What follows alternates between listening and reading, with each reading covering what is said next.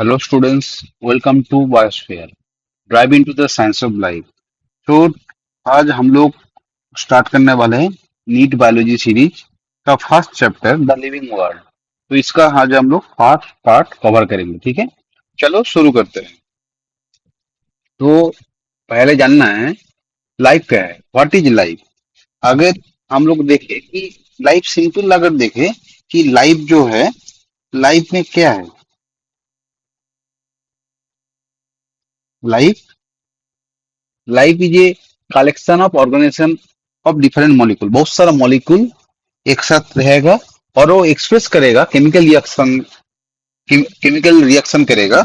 और chemical reaction के बाद वो रिएक्शन ग्रोथ में बदल सकता है, डेवलपमेंट में बदल सकता है, डिफरेंट चीज में बदल सकता है, ठीक है। फॉर एग्जाम्पल लाइफ अगर हम लोग देखें, लाइफ में क्या है, बहुत सारा मॉलिक्यूल्स है। जो मॉलिक्यूल्स क्या करेगा, केमिकल रिएक्शन करेगा, तो उस कारण उसका एक्सप्रेशन होगा। और इसी एक्सप्रेशन के कारण हो सकता है कि ग्रोथ इंक्रीज हो सकता है कोई रिस्पॉन्स दे, एटसेट्रा। तो यही है लाइफ।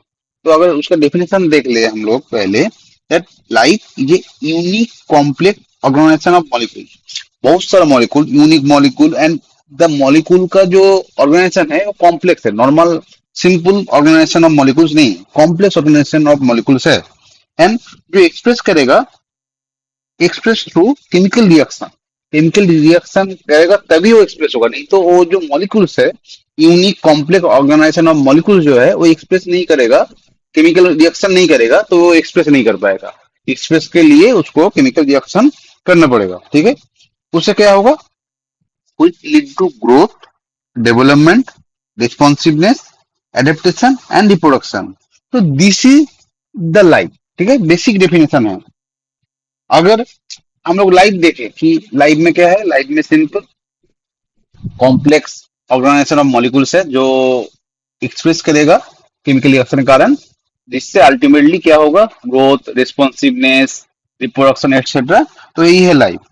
अगर हम लोग अभी लिविंग ऑर्गेनिज्म देखे थे, व्हाट इज लिविंग ऑर्गेनिज्म, ठीक है, उसमें देखे तो ये जो ऑर्गेनिज्म है, this organisms are self replicating, खुद से अपना रेप्लिकेट कर पाएगा, ठीक है। And evolving and self regulating. तो रेगुलेशन है वो सेल्फ कंट्रोल कर पाता है एंड वो इवॉल्व होता है, ठीक है। नेचर नेचर जैसे जैसे चेंज होगा वो भी अपने से इवॉल्व होगा, ठीक है। और जो इंटरेक्टिव सिस्टम है उसका बॉडी में, वो सेल्फ रेगुलेटरी है, मतलब बाहर से किसी को कुछ देना नहीं है कि उसके बाद ही वो रेगुलेट होगा, ऑटोमेटिकली रेगुलेट होता है, ठीक है। And that organisms are capable of responding to external stimuli. External जो स्टिमुली है उसमें रिस्पॉन्स करेगा, तभी वो लिविंग ऑर्गेनिजम्स है। तो अगर डिफिनेशन देखें कि what is living organisms, living organisms are self replicating, evolving and self-regulating interactive system capable of responding to external stimuli। External stimuli जो है उसमें रिस्पॉन्स करना ही है, ठीक है, तभी वो लिविंग ऑर्गेनिजम्स है। तो लिविंग ऑर्गेनिजम्स हम लोग तो सब कुछ को नहीं बोल सकते, we can not call everything as a living organism. तो there must be some property, उसका कुछ प्रॉपर्टी होगा। जैसे हम लोग एक एक प्रॉपर्टी करके देखेंगे, we will study the each property later. So the property are growth, reproduction, metabolism, cellular organization and consciousness, ठीक है। हम लोग एक एक करके नेक्स्ट स्लाइड में ये हम लोग सब स्टडी करेंगे। तो फर्स्ट प्रॉपर्टी हम लोग स्टडी कर लेते हैं। Let's study the first property, that is growth. तो अगर ग्रोथ देखे तो what is growth, growth is simply the increase in number and mass of cell by cell, ठीक है। सेल का मास और नंबर इंक्रीज होना ही है ग्रोथ, सिंपल डेफिनेशन, ठीक है। अब अगर if we see in plant, plant में क्या होता है, जो ग्रोथ है continue through the life span, always, मतलब जितना दिन तक वो जिंदा रहेगा उतना दिन तक ये जो ग्रोथ है वो कंटिन्यू करेगा। लेकिन for in animals, growth till the life span नहीं होता है, उसमें क्या होता है, only up to a certain age, एक एज, एक सर्टेन एज तक ही होगा, उसके बाद उम्र के बाद वो ग्रोथ नहीं होगा। हाउएवर, एक चीज आपको याद रखना है कि जो सेल डिवीजन होता है वो चलेगा कब, अगर कोई सेल किसी कारण लॉस्ट हुआ है या डैमेज हो गया है तब उसको रिप्लेस करेगा, तब सेल डिवीजन होगा। लेकिन नॉर्मल केस में सेल डिवीजन वगैरह नहीं होगा, ठीक है। तो इतना तक हम लोग क्या जाने हैं, ये जो ग्रोथ है वो increase in mass and size, that is growth. However, अगर हम लोग ठीक से देखें, जो नॉन लिविंग ऑब्जेक्ट है वो भी तो आपको आपको मन में आएगा कि जो नॉन लिविंग ऑर्गेनिजम्स है, जैसे कोई कोई सैंड का एक धापा टाइप का है, तो वो भी क्या होगा, वो वहां पे एक्युमुलेशन ऑफ मटेरियल, अगर जितना वहां पे और भी सैंड डाला जाएगा तो उसका जो साइज है उसका बढ़ेगा, ठीक है। तो आपको लगेगा कि जो नॉन लिविंग ऑर्गेनिजम्स है वो जो सैंड डंप है वो भी ग्रो करता है, लेकिन नहीं। वो हम तो आप लोग बोल पाओगे कि जो नॉन लिविंग ऑर्गेनिजम्स है वो भी ग्रो करता है, नहीं। दैट्स वाई अगर हम लोग देखें, जो ग्रोथ है is not defining property of living organism. Living organisms का डिफाइनिंग प्रॉपर्टी में ग्रोथ नहीं आता है, क्योंकि नॉन लिविंग ऑर्गेनिजम्स में भी क्या होता है, एक्युमुलेशन ऑफ मटेरियल होता है, तब उसका भी ग्रोथ लगता है, लेकिन that's why growth is not the defining property of living organisms.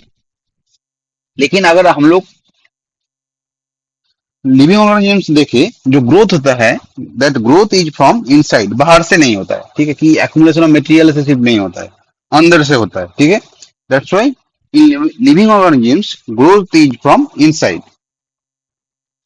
Now second property of living organisms का है रिप्रोडक्शन। अगर रिप्रोडक्शन देखे, ये normally it is the production of progeny having feature similar to those of parent.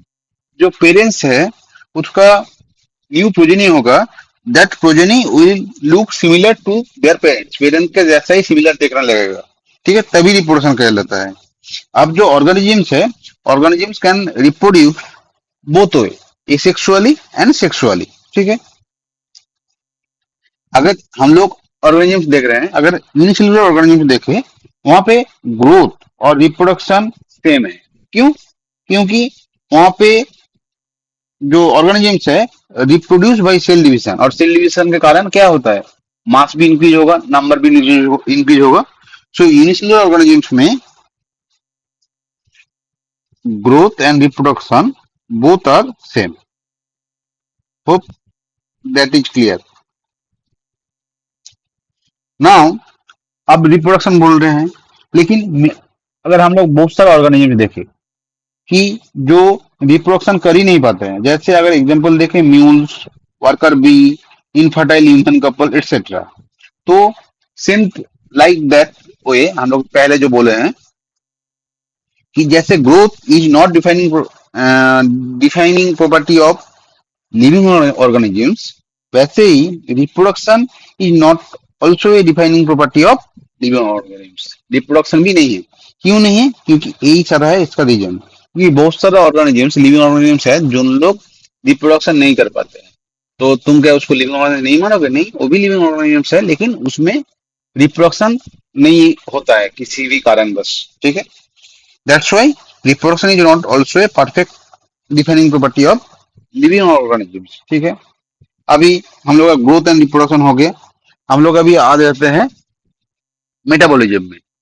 Metabolism में अगर हम लोग देखें कि मेटाबॉलिज्म क्या है, metabolism is simply the sum total of all biochemical reaction जो takes place inside our living body, ठीक है। It is the defining feature of the living organisms, क्योंकि जो लिविंग ऑर्गेनिजम्स है उसका बॉडी में मेटाबॉलिज्म होगा ही होगा, सब लिविंग ऑर्गेनिजम्स के बॉडी में मेटाबॉलिज्म होगा। That's why metabolism is also a defining feature of the living organism, ठीक है। अभी जो मेटाबॉलिज्म, मेटाबॉलिक जो रिएक्शन है, जैसे मेटाबॉलिज्म बोलते हैं, जैसे मेटाबॉलिक रिएक्शन है वो आउटसाइड बॉडी में भी हो सकता है। That metabolic reaction can be demonstrated outside in the body in cell free system. Cell free system में आउटसाइड भी हो सकता है। तो आइसोलेटेड जो आउटसाइड सिस्टम में हो रहा है, ठीक है, सेल फ्री सिस्टम में हो रहा है, they are not living things but they are the living reaction, ठीक है। जो सेल फ्री सिस्टम जो बाहर हो रहा है, that is not living things, that is living reaction. So that's why metabolism is one of the defining feature of the living organism. Hope समझ में आया, ठीक है।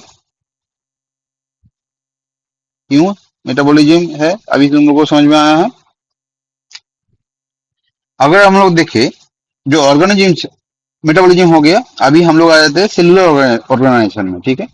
सेलुलर ऑर्गेनाइजेशन अगर देखें, जो ऑर्गेनिजम्स है made up of one cell और मोर देन वन सेल, ठीक है, and it is also one of the defining feature of the living organisms, because देखो लिविंग ऑर्गेनिजम्स का डिफाइनिंग फीचर मतलब ऐसा फीचर जो हर लिविंग ऑर्गेनिजम्स में है। ग्रोथ नहीं हो सकता है क्योंकि तुम लोगों को पता है, रिप्रोडक्शन नहीं होता है क्योंकि तुम लोगों को पता है रीजन, लेकिन जो मेटाबॉलिज्म है वो डिफाइनिंग प्रॉपर्टी है। क्यों? क्योंकि मेटाबॉलिक जो रिएक्शन है वो सेल के अंदर ही होगा। हाँ, आप तुम बोल सकते हो कि sir that can be takes place outside of the cell free system, तो that is living reaction but not living thing.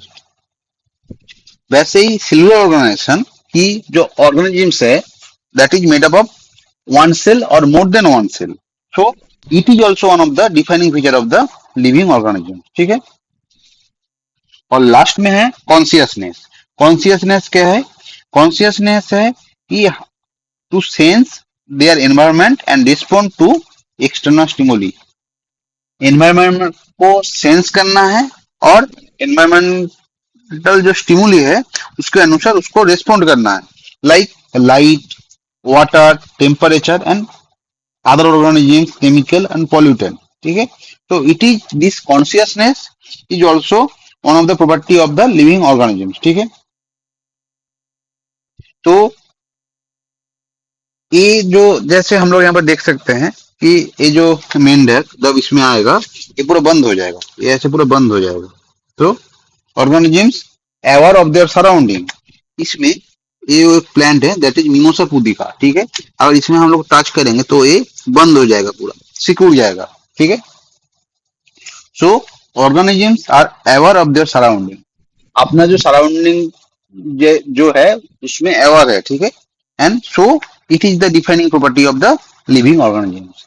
तो metabolism, cellular organisation and consciousness are the defining feature और the defining property of the living organisms, ठीक है। अगर हम लोग human का बात करें, human is the only organisms having self consciousness. Human में ही एक ऐसा ऑर्गेनिजम्स है जिसमें सेल्फ कॉन्सियसनेस है, ठीक है। तो we are the lucky one. तो अभी अब तुम लोगों को पता चल गया कि लिविंग ऑर्गेनिजम्स का डिफाइनिंग नॉर्मल प्रॉपर्टी क्या है और डिफाइनिंग प्रॉपर्टी क्या है, ठीक है। अभी हम लोग diversity in the living world उसमें स्टार्ट कर रहे हैं, ठीक है। अगर पहले देखें, ठीक है, पहले हम लोग को देखना है बायोडाइवर्सिटी क्या है। सिंपली अगर बायोडाइवर्सिटी देखें, डेफिनेशन अगर देखें सिर्फ is the number and the type of organisms present on the earth. Earth में जितने तरह का और जितने टाइप का ऑर्गेनिजम्स पाया जाता है सबको बोला जाता है, मिला के बोला जाता है बायोडाइवर्सिटी, ठीक है। अभी अगर हम लोग का अर्थ में देखें जो स्पीसीज अब तक डिस्कवर हुआ है वो नियरली अबाउट 1.7 टू 1.8 मिलियन। अभी भी कितना बहुत सारा है जो अभी डिस्कवर भी नहीं हुआ है, ठीक है। इतना तक हम लोग डिस्कवर कर पाए हैं। तो अभी हम लोग को जानना है टैक्सोनॉमी, ठीक है। टैक्सोनॉमी क्या है? टैक्सोनॉमी व सिस्टमेटिक्स जो है अगर उसको देखें वो क्या है? It is simply the study of identification, classification and nomenclature of organism, ठीक है। किसी ऑर्गेनिजम्स को, ठीक है, आइडेंटिफाई करना, उसको क्लासिफाई करना और उसका नाम देना, नोमेनक्लेचर करना, दैट इज कॉल्ड सिस्टमेटिक्स और टैक्सोनॉमी। सिस्टमेटिक्स जो वर्ड है वो आया है लैटिन वर्ड फ्रॉम सिस्टेमा। सिस्टेमा का मतलब ही है दैट इज सिस्टमेटिक अरेंजमेंट, ठीक है। ये जो सिस्टमेटिक है ये इवोल्यूशनरी जो रिलेशनशिप है बिटवीन ऑर्गेनिजम्स की, एक ऑर्गेनिज्म से कितना ऑर्गेनिज्म कैसे बाद में बना है या क्या क्या मॉडिफिकेशन आया है आपका टाइम के अनुसार, वो सब कुछ जो इवोल्यूशनरी रिलेशनशिप है बिटवीन द ऑर्गेनिजम्स, वो भी सिस्टमेटिक अपना जो आइडेंटिफिकेशन नोमेनक्लेचर करता है, इसको कंसीडर करता है। ठीक है। और सिस्टेमा नेचरा एक किताब है that is written by Carolus, sir Carolus Linnaeus. ठीक है, यहाँ से क्वेश्चन आ सकता है। अभी अगर हम लोग टैक्सोनॉमी देखें कि टैक्सोनॉमी का बेसिक प्रोसेस क्या है, ठीक है, अगर बेसिक प्रोसेस हम लोग देखें, नॉर्मली चार प्रोसेस है। एक है कैरेक्टराइजेशन, एक है आइडेंटिफिकेशन, क्लासिफिकेशन एंड नोमेनक्लेचर। ठीक है। अगर फर्स्ट हम लोग कैरेक्टराइजेशन देखें, कैरेक्टराइजेशन क्या है? कैरेक्टराइजेशन है कि वो जो ऑर्गेनिजम्स है, सच ऑर्गेनिज्म का डिफरेंट कैरेक्टर है, such as external and internal structure, structure of cell, development process, ecological information etcetera, इसको समझना ही है कैरेक्टराइजेशन। ठीक है। तो अगर हम लोग डेफिनेशन देखें कि understanding of character of organism such as external and internal structure, structure of cell, development process and ecological information is called characterisation. ठीक है। उसका जो जो कैरेक्टर है ऑर्गेनिज्म का, उसको अंडर समझना, वही है कैरेक्टराइजेशन, नॉर्मल डिफिनेशन। देन अगर आइडेंटिफिकेशन देखें तो आइडेंटिफिकेशन क्या है? उसका जो ऑर्गेनिजम्स का जो डिफरेंट फीचर है, उसको करेक्ट डिस्क्रिप्शन देना। तो this is process is the correct description of the organisms so that the naming is possible. Correct description देना ताकि उसके कारण उसका नेमिंग पॉसिबल हो। ठीक है। That is called identification. पहले उसका कैरेक्टर देखो, फिर उसको करेक्ट डिस्क्रिप्शन करो ऑर्गेनिज्म की, डिस्क्रिप्शन के अनुसार ही उसका नाम पड़ेगा। ठीक है। Then classification. ठीक है। देन ऑर्गेनिजम्स का हम लोग डिफरेंट, उसका जो कैरेक्टर है वो देख लिए, उसका ठीक से डिफिनेशन कर दिए, उसके बाद उसको ग्रुपिंग करना है। जो हम लोग का कॉन्वेनियंट कैटेगरी है बेस्ड ऑन देयर कैरेक्टर, उसमें क्या करना है, उसमें ग्रुपिंग करना है कि कौन सा ग्रुप में ये एनिमल आ सकता है। That is called classification. तो classification is the grouping of organisms into convenient category based on character. ठीक है। और लास्ट में आता है नोमेनक्लेचर। नोमेनक्लेचर क्या है? It is normally it is the standardisation of name of organism such that an organism is known by the same name all over the world. कि कोई भी नहीं नाम देना है, ऐसा नहीं, ऐसे करके नाम नहीं देना है, कि उसका जो नेम होगा उसका किसी किसी स्पेशल कारण के लिए या किसी कैरेक्टर के लिए उसका नाम ही होगा। ठीक है। Standardisation of name of organism, कि ताकि वो जो नेम से पूरा वर्ल्ड में उसको पहचान मिले। ठीक है। सेम नेम रहेगा सब जगह पे, कि ये नहीं कि यहाँ पे एक नेम तो वहां पे दूसरी जगह पे दूसरे नेम, नहीं, एक ही नाम से पूरा दुनिया में उसको पहचान रहेगा सेम नेम से। ठीक है।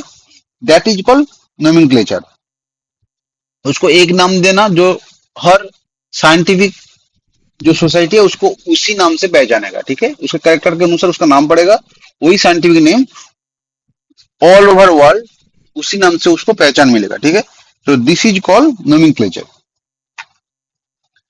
अब अगर ये जो नेमिंग का सिस्टम, ठीक है, ये जो नेमिंग का सिस्टम है, इसका सिस्टम है, इसमें क्या है, ये जो नेमिंग है, साइंटिफिक नेम है, साइंटिफिक नेम में दो कंपोनेंट होता है। ठीक है। That's why this is called binomial nomenclature, क्योंकि इसमें two component, because this scientific name consist of two component, that why this is called binomial nomenclature and this nomenclature process is also proposed by sir Carolus Linnaeus. ठीक है। समझ में आया? Then हम लोग को देखना है कि जो बोटानिकल नेम, अभी तो एनिमल का नोमेनक्लेचर पे होगा, तो बोटानिकल मतलब प्लांट का जो नेमिंग देता है, उसका जो रूल है, उसका रूल कहाँ है? आईसीबीएन में। आईसीबीएन का फुल फॉर्म क्या है? International code for botanical nomenclature. वैसे ही जो एनिमल्स है उसका जो नेम होता है based on international code for zoological nomenclature. ठीक है। आईसीजेडएन। अभी लास्ट में देख लेते हैं ये जो नोमेनक्लेचर है, बाइनोमियल नोमेनक्लेचर, इसका नेमिंग कैसे पड़ता है। ठीक है। तो पहले अगर देखें, जो साइंटिफिक नेम रहेगा वो क्या होगा? वो लैटिन में रहेगा। ठीक है। लैटिन में रहेगा, नहीं तो लैटिनाइज रहेगा। एंड वो जो लिखा रहेगा ना, वो रहेगा लिखा इटैलिक्स। ठीक है। लेकिन अगर वो हाथ से लिखा जाएगा, if it is written hand written, they are underline separately, नीचे ऐसे अंडरलाइन देना है अगर हैंड रिटन होगा। अदरवाइज अगर कंप्यूटर में टाइप होगा तो उसको इटैलिक्स करना ही है, ठीक है। अच्छा, जो फर्स्ट वर्ड है दैट इज जेनस नेम, ठीक है, दैट इज जेनेरिक नेम। और जो सेकेंड वर्ड है दैट इज स्पीसीज नेम और स्पेसिफिक एपिथेट। जीनस नेम अगर देखें, उसमें क्या है, जो स्टार्ट हो रहा है वो कैपिटल लेटर से स्टार्ट हो रहा है, ठीक है, लेकिन स्पीसीज में वो स्मॉल लेटर से स्टार्ट हो रहा है। और लास्ट में क्या रहेगा, ऑथर्स का जो नेम है, जो ऑथर उसको नेमिंग दिया है उसका नेम एब्रीवेटेड फॉर्म में रहेगा, ठीक है, बायोलॉजिकल नेम के लास्ट में। तो यही है universal rule. Thank you. Hope you have liked the session. If you did, don't forget to like the video and subscribe to the channel. Any doubt, feel free to ask in the comment box. I will definitely reply. See you in the next class.